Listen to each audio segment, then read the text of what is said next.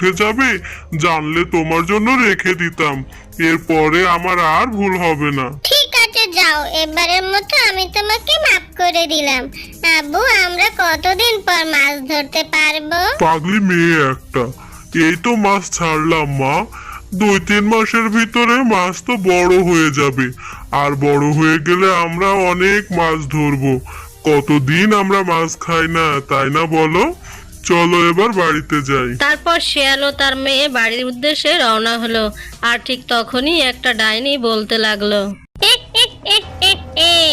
মাছ খাবে সব কত, এই পুকুরের সব মাছ আমার পেটে যাবে। আর ওরা জানতেও পারবে না মাছগুলো কে খাচ্ছে। তারপর বেশ কিছুদিন কেটে গেল। একদিন শিয়াল পুকুর ঘাটে গেল। আরে বাহ, এবার তো